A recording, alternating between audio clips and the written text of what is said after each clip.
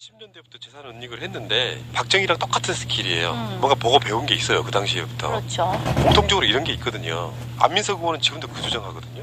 무슨 이야기냐면은 방산비리 관련해서 록히드 마틴으로부터 리베이트를 받으면 그게 한국에 들어올 이유가 없지 않냐. 미국에서 바로 독일이나 스위스로 쏴주는 방식으로 갔을 그렇죠. 가능성이 없다는 거예요. 한국에서 결의를 하는 게 아닌데. 그러니까 바탕이 이렇게 된 거예요. 최태민이 만들어 놓은 재산. 흐름상은 이렇게 봐요. 최태민은 정말로 박근혜를 사랑했을 가능성이 있어 보여요. 어떤 흐름에서 보면. 그래서 돈 돌려주자고 하는 그 시점에 지금 타사 의혹이 있는 거고요. 그거랑 별개로 그것을 박근혜에게 주기 싫은 최순실이 일단 그 일가들이 그렇게 상태를 만들어 놓고 있다가 그냥 그 돈만 우리가 가지면 되는 게 아니라 박근혜라는 사람을 아빠처럼 한 번 더 이용해 먹자라고 다시 그 관계가 지속됐을 가능성이 일단 있고요. 그 상태에서 최태민이 박아놨던 돈 그리고 박근혜 옆에 들러붙어 있으면서 박근혜를 통해서 벌어들인 돈 요 규모를 합치면 10조 원이 넘는다. 이게 추산인 거라고 보시면 될 것 같고 어쨌건 그 최재석 씨가 자기 아버지의 사망과도 관련한 것들도 특검에다 지금 수사 의뢰를 해놓은 상태라서 결과적으로 보면 정말 재밌을 것 같습니다. 최재석 이 사람의 이야기는 그러니까 최태민의 사망이 한 2달 가까이 외부에 알려지지 않았고 그리고 암매장, 가매장 상태였었다. 그리고 그 전까지 매우 건강하셨는데 그 나중에 알게 된 사망의 시점 하고 생각을 해보면 아니 그때 굉장히 건강하셨는데 왜 갑자기 돌아가셨단 말인가. 그것도 너무나 이상하고 그리고 그 최순실 자매와 그 어머니인 임선희 씨가 그 집안 내에서 그러니까 상속을 포기하게끔 자기 같은 그런 어머니가 다른 그런 형제들에게 굉장히 그 협박을 하면서 상속을 포기하게끔 각서를 들이밀고 이제 그런 식을 했다는 거죠. 그래서 자기는 그때는 겁박에 의해 가지고 상속을 포기하는 거에 사인을 해줄 수밖에 없었다. 그리고 그 당시에 다른 반계 그러니까 이런 가족들이 이렇게 모여가지고 그 어떤 시위 같은 거를 했었대요. 그 죽음에도 의문이 있고 이걸 알리지 않은 거 등에 대해서 시위를 했었다고 하고 그 전부터 호적 정리 작업을 또 그렇게 했었다고 해요. 그러니까 자기가 낳지 않은 아이 자식들에 대해서 임선희 씨 주도로 그 호적에서 속아내는 작업.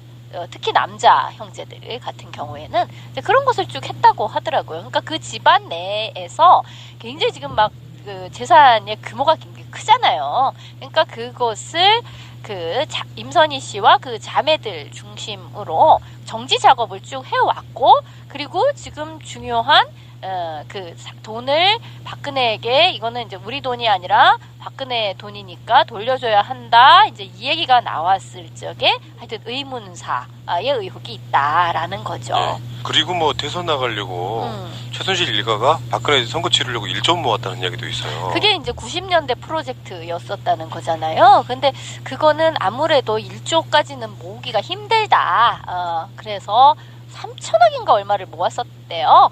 근데 1조까지 모으기는 힘드니까 그거는 포기하고 이제 박근혜에게 이제 돌려주자 이렇게 얘기가 나왔는데 그때가 이제 의문사가 되는 이제 그런 시점이다 이렇게 보는 거죠.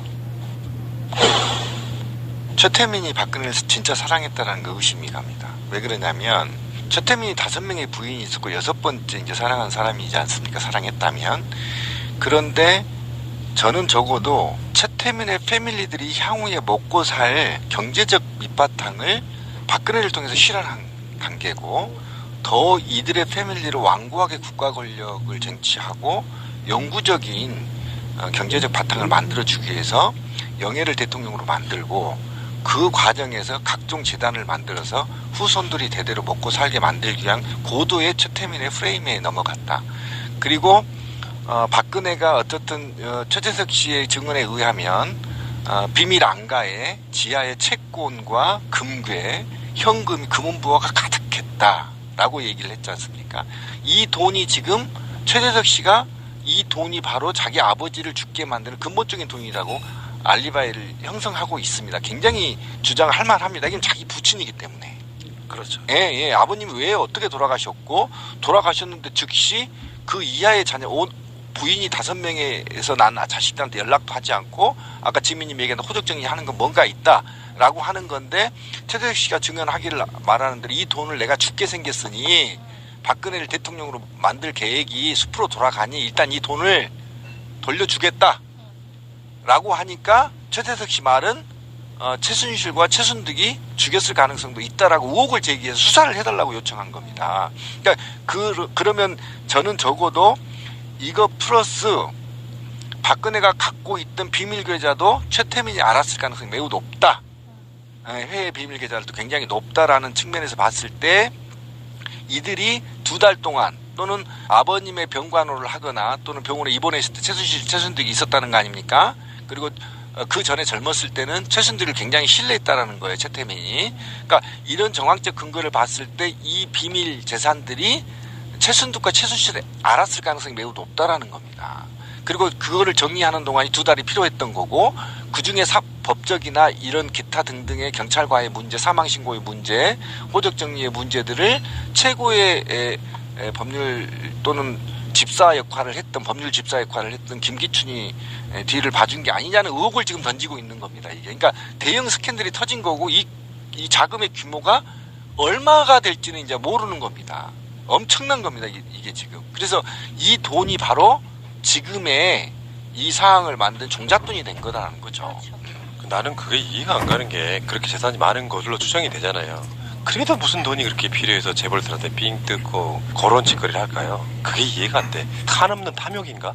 탐욕이죠. 그 제가 이름이 기억이 안 나는데 그분 교장 선생님. 최영구. 최영구 교장. 그분에 의하면 증언에 의하면 경험에 의하면 그런 거라는 거예요. 돈에 미치면요 돈을 막 요구한대요. 그러니까 만족이 없는 겁니다. 돈 자체가 원래 특성이. 그렇지. 우리는 지금 생각하면 한 100억만 벌면 뭐 그만 벌고 뭐 편하게 여행도 다니고 있겠다. 그런데 그게 아니라는 거야 돈이. 일단 100억은 킵이고 킵이고 더 200억을 만들기 위해서 더 나선다는 거지. 그리고 이런 부분도 있어요. 사실 그 돈이 많은 사람들이 현금을 많이 갖고 있는 건 아니거든요. 대부분 우리나라 같은 경우에 부동산에 투자를 많이 하죠. 그다음에 유가증권이나 이런데 CD 이런 데다가 많이 투자를 하는데 그러다가 보면 정작 좀 급하게 급전을 써야 되는데 저 말 20억 주면은 사는데 현금이 없어. 그렇다고 부동산을 팔 수는 없어. 그럴 때 꼭 필요하지 않을까요? 그러니까 사실 공짜의식 같은 거잖아요. 우리 정도 자리에 있으면 다 공짜로 해줘. 일종의 협찬인생 같은 거야. 그래서 그렇죠. 말이 필요해. 100억짜리 말도 삼성이 사주겠지. 뭐 요런 개념으로. 그렇죠. 예. 인간들이 정말 무엇대 처망하다 진짜. 빌딩이 그렇게 많다면서. 그거는 못 움직이는 돈이니까 거기서는 월세만 나오잖아요. 그 월세도 장난 아닐 텐데. 장난 아니어도 내 평생의 꿈이 뭔지 아세요? 빌딩 주인이에요. 네, 뭐 그런 사람은 많이 있는데 이 사람은 그 빌딩 주인으로서도 굉장히 악덕 빌딩 주인이었다고 해요.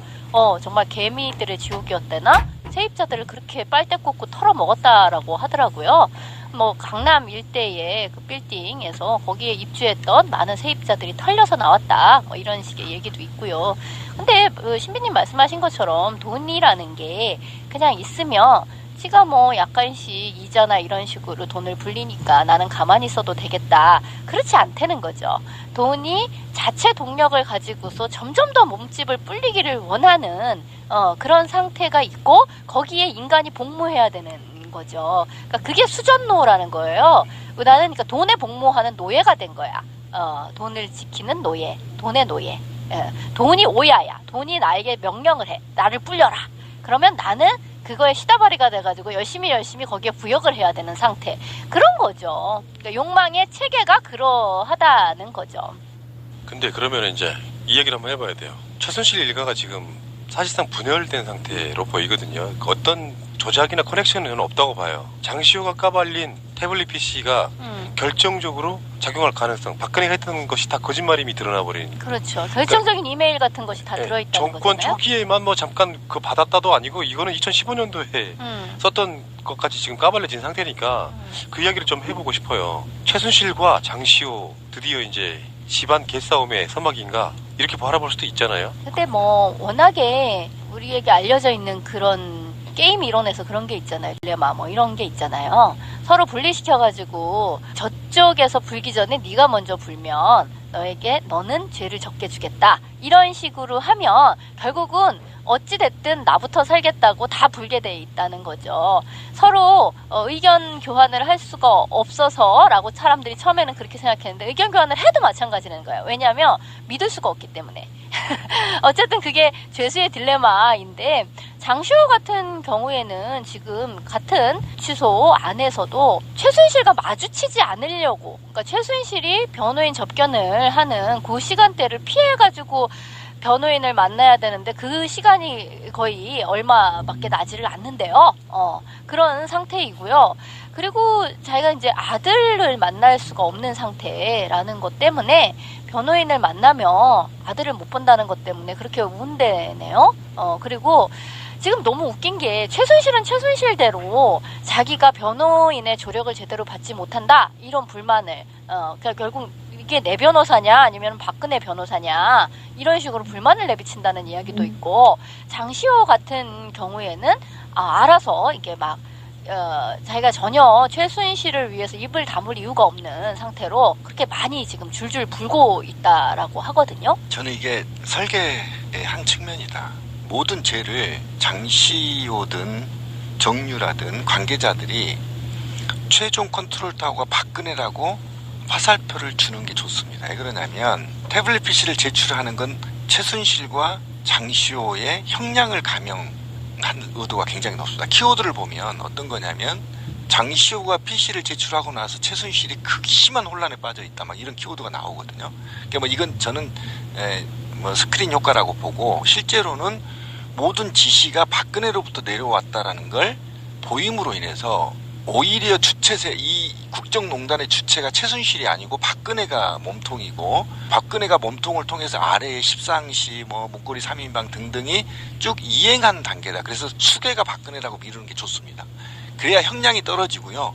박근혜는 죄를 많이 받을수록 좋아요. 얘네들 입장에서는. 왜 그러냐면 사면 받을 거니까. 대통령은요, 다음 대통령이 1년에 사면해 줍니다. 에이, 그런 세상 안 만들자고 왜 하고 있는데 그러냐면 확정지면 어떡해요. 화합이니 어쩌니 해서 과거에 군사독재 그 악랄한 살인자들도 다 사면해 줬거든요. 그러니까 그런 측면을 그러니까 그 사람들이 그렇게 노리고 생각한다. 고도의 설계를 놓고 최소한 오래 살지 않도록 국민적 감정에 부합되는 한 2, 3년 정도만 또는 5년 이내로 살 수 있게끔 형량을 조절해가는 설계의 일부분이다. 저는 그렇게 보는 겁니다. 그러니까 장시호가 무슨 뭐 막 검찰한테 속아가지고 한 게 아니라 변호사들의 종합적인 설계에 의해서 이때 제출하자 해서 형량 얼마 받고 형량을 계산하고 있다 지금. 난 그렇게 그러니까 신빈님 말씀이 전혀 개연성이 없다고도 볼 수는 없어요. 박근혜한테 밀어놓고 박근혜가 사면받고 이런 방식으로. 그런데 디테일하게 들어가 보면 그렇게 보이지 않는 측면도 있는 것이 고도의 전략을 구사할 수 있는 상황이 아니고 일단 그 태블릿 PC에는 국정교과서 부분도 최순실이 개입된 게 나오거든요. 그리고 이게 삼성과 박근혜의 관계에 있어서 직접대물죄라든지 탄핵 요건 들과 생각을 해보면 박근혜에게 불리한 최순실에게 유리한 것만이 아니라는 것도 또 포함되어 있는 거기 때문에 순수하게 장시호가 일단 내가 살아야겠다고 뛰어내리는 그런 느낌이 저는 또 아직까지는 강하다고 보고 앞으로 어떻게 전개될지 모르겠어요. 근데 이제 이런 부분 있잖아요. 최순실을 만나는 게 두려워서 두려워하고 있다 이런 이야기는 난 달리 봤어요. 무슨 말이냐, 변호사 접견에 관한 문제가 아니라 오촌 살인 사건을 저는 떠올려 봤어요. 그러니까 그 집안이 생각해 보세요. 어떤 분위기라는 게 있을 거 아니에요. 오촌들은 그냥 죽은 게 아니고 뭔가 누군가가 조작했다면 그 자식들이 다 알지는 못해도 분위기는 알 거란 말이야. 그래서 내가 만약에 그런 방식으로 당하는 것에 대한 그런 두려움이 아닐까 생각해 볼 수 있다는 거죠. 미안해서가 아니라 그렇지. 실제로 죽음의 위협을 느껴서. 감옥에 가면 거기서도 어떤 식의 독살이 있을 수도 있잖아요. 뭐 영화에서도 많이 나오죠. 그런 방식으로 가서 장시호가 아차 우리 집안은 오촌 살인 사건이 이런 생각을 하게 된다 그러면 진짜 공포에 떨 수밖에 없죠. 그러니까 칫솔 같은 거 깎아가지고 막 목을 찌르고 막 이러는 거 나오잖아. 영화 너무 많이 봤어. 아니 그 장시호가 우리 집안 오촌 살인 사건 그러면 장시호도 공주인가요? 장시호는 최순실 집안인데 오촌 살인 사건하고 이종으로 다 얽혀 있잖아요. 이종으로. 이종 관계잖아. 그리고 집안이라고 하는 게요. 아버지 형제들이 잘 뭉치는 집안이 있고요. 엄마 형제들이 잘 뭉치는 집안이 있는데 이 집안은 상당히 모계사회적이잖아요. 느낌이. 그쪽 집안 내 이종으로 뭉쳐져 있는 그쪽 그 최씨 일간에 거기는 최씨들이 대장이니까 그 상태에서는 최순실 의존력이 굉장히 강했을 것 같아요. 제가 봤을 때는. 명종님 이야기는 박근혜 집안인데 이렇게 우촌살인 사건이 난 건. 근데 실행자가 어쨌든 이쪽이랑 같이 얽혀 있는 거라고 생각이 되니까요. 최씨 집안과 박근혜 일가의 박근혜를 중심으로 한 뭐 이렇게는 그게 이제 같은 집안이라고 봐야 되는 거죠. 최씨 집안 안에 박근혜가 들어있는 거고. 걔네들 성씨 바꾸시고 싶을 거야. 옛날에 잘 나갈 때는 다 최씨로 모계로 해갖고 엄마상 따르기. 왜 그랬을지도 몰라요. 그럼 네. 임씨가 돼야 되는데 임선희 씨. 아니 그 최순실부터 최태민 딸들은 다 자기들이 자기 자녀들은 최씨로 만드는 그 정도의 왕국을 만들고 싶어하는 느낌이 아니었을까 싶어요. 근데 혹자는 진짜 정유라와 장시호까지도 생모가 박근혜일 것이다라는 이야기를 아주 진지하게 또 계속 하셔요. 네. 진지해요. 네. 사실은. 그래서 이렇게 의혹 제기한 사람 있잖아요. 장시호는 뭐 최태민과 누구, 정유라는 또 누구와 누구. 전적으로 믿지는 않은데요. 이게 한국 사람들이 갖고 있는 특성이 그런 집안 자체를 이런 게이트를 보면서도 자기들 상식이 안 맞으면 다 음모론이라고 생각하는 부분이 있어요. 나 그게 좀 안타깝더라고. 여기는 모든 열린 가능성은 다 놓고 봐 있다고 봐요. 근데 이 게이트는 사실 장시호 중심으로 돌아가지도 않았고요. 정유라 중심으로 돌아갔거든. 정유라가 진짜 친자가 아닐까 그 의심을 계속 해봐요. 근데 뭐 어쨌든 왜 지난번에도 우리가 얘기를 했었지만 그 최태민 사망과 정유라 출생 사이에 한 2년 정도는 이제 출생 신고를 조작하는 나이를 조작하는 방법으로 뛰어넘을 수 있고 그리고 생식 능력 같은 경우에도 차원병원이나 이런 데가 다 이제 불임 클리닉이잖아요. 그러니까 아이를 갖기 어려운 상황에 사람들도 아이를 가질 수 있게 하는 시험관 시술이라든지 이런 등등을 90년대부터 쭉 해왔던 데가 또 차병원 계열이고 그런 등등이 있었을 것이다라는 이야기가 쭉 있죠. 최태민도요. 우리가 알고 있는 그 여기 이게 공식적으로 나와 있는 나이보다 한 4살인가가 더 나이가 적대요. 그래서 그런 등등을 생각해 보면 가능했을 것이다. 이렇게도 얘기를 해요. 지금 돌아가고 있는 게 정유라를 중심으로 돌아가고 있는 건 맞는 것 같고요. 정유라의 부계는 역시 그분이실 걸로 확신이 들고 그런데 장시호의 부계는 그분이 아니시라는 설이 굉장히 높아요. 또 다른 분이 있었다. 그래서 사이드로 돈다 장시호가 라는 얘기가 굉장히 설득력 있거든요. 모계는 한 사람이고 네, 모계는 하나인데 예. 부계가 메인이냐 아니면 사이드냐 그 차이에 그 집안에 또 있다고 격까지? 집안은 아닌 것 같고요. 그래요? 네, 네. 전혀 다른 피 그런 이야기가 많이 돌고 있습니다. 뭐 어느 집안이나 뭐 우리가 일반 서민들 가게가 좀 그게 없지. 그 이상한 쪽으로 가면요 궤적보 진짜 많지 않아요? 그렇고 같은 애가 봤을 때는 그러니까 아니 이 집안은 부인도 되게 많고 그렇잖아요. 그렇지. 최태민은 부인도 되게 많고 이름도 여러 번 갈고 나이도 많이 속이고 막 이런 식이니까 솔직히 정유라 나이가 정확히 몇인지 우리가 알 길이 없는 거죠. 이름도 많이 바꾸고 나이 정도 한 2년 정도 올려치거나 내려치는 거 다 가능할 수 있다. 자, 이야기 나온 김에 네. 그러면은 최근에 덴마크에서 정유라가 붙잡혀가지고 나온 영상이 있잖아요. 예. 얼굴이 뚱뚱한 정유라 말고 살이 좀 빠진 듯한 정유라를 보면 최순실 닮았던가요? 나는 안 닮았던데 오히려 정유라가 박근혜 친자가 아닐 거라는 설의 대표적인 거는 너무 최순실과 너무 닮았다? 닮았다였잖아요. 근데 최근에 얼굴을 보면 그런 느낌이 아니에요. 아니 어차피 걔네들은 최순실도 그렇고 박근혜도 그렇고 얼굴을 정유라도 그렇고 많이 고쳤잖아. 그러니까 본바탕이 없어요. 본바탕이 오히려 없고. 어렸을 때 사진을 보는 게 더 나은데 어렸을 때 왜 그 말 타던 퉁퉁한 사진 있잖아요. 초등학교 때. 근데 초등학교라고는 하나 굉장히 몸이 크다. 거의 중학생 같다. 그 당시에도 그렇게 얘기가 되었던. 근데 그 좀 퉁퉁하던 그때의 얼굴이 박근혜가 어렸을 때, 그러니까 뭐 최태민을 처음 만났다. 그때 최면수를 뭐 고3 때 뭐 어쨌다 하는 그 어렸을 때 사진도 있거든요.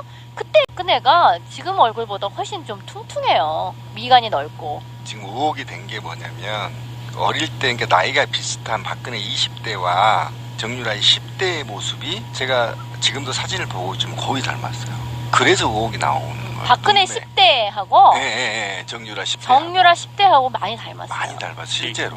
얼굴이 닮은 것도 중요하지만 지금 정치인들이나 그쪽 계통에 있는 사람들이 그런 의구심을 본인들도 떨구지 못하는 결정적인 하나가 있어요. 뭐냐면 최태민이 죽었을 당시에 빈소에 임선희 씨 옆에 박근혜 씨가 상복을 입고 있었어요. 상복을 입고 둘이 나란히 다섯째 부인과 같이. 어. 그러니까 그런 부분들 때문에 지금 이게 의혹이 해소가 되지를 않아요. 결정적인 부분은 거기에요. 그리고 상복을 입을 수 아까 있는 사람은 진짜 가족만이 입는 거잖아. 그렇죠.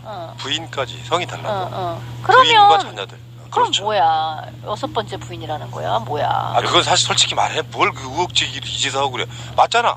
아, 6번째인지 아닌지 아니, 그걸 아니, 몰라서 맞아요. 모르겠어요. 아니, 아니 6번째는 따로 있다고도 얘기를 해요. 그럼 임선희 씨 네. 만나서 6번째 부인 또 만난 사람이 있었는데 그거를 임선희 씨가 쫓아내고 뭐 난리를 쳤다 뭐 이런 얘기도 있고 해요. 그렇죠, 예. 예, 근데 어쨌든 거기 뭐 예전 그 기사에도 이렇게 뭐 첩이었다 뭐 이런 식의 말도 있고요.